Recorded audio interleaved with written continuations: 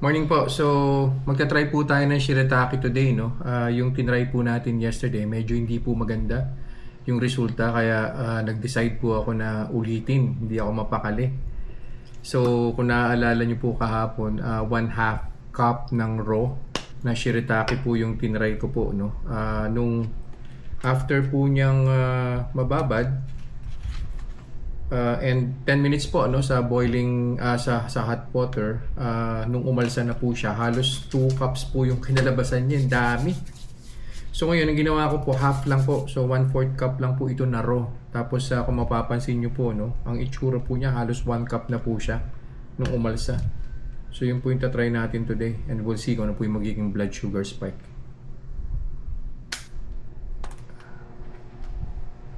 Of course, baseline po muna tayo ng sugar, ng blood sugar. Yan.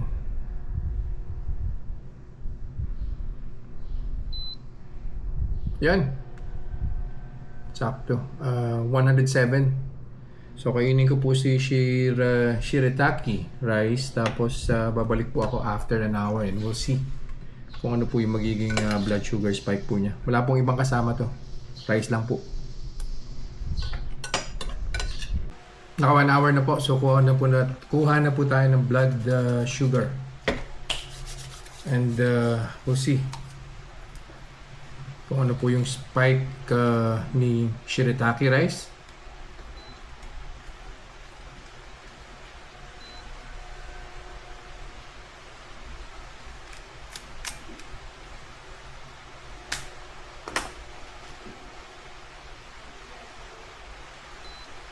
Yan.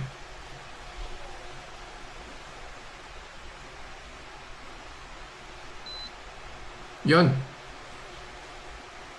Malaki talaga difference. Sobrang dami talaga yung kinain ko yesterday.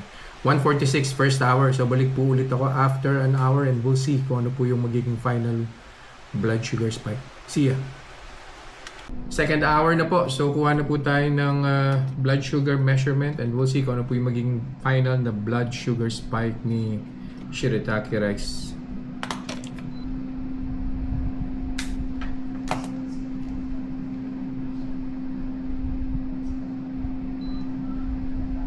Yan po.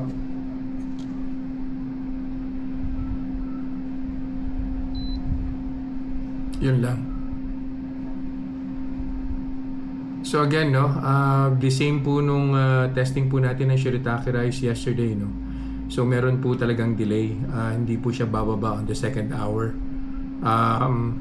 I-check ko pa po ulit siya on the third hour and we'll see kung ano po yung magiging final na blood sugar spike po niya kung bababa na po siya.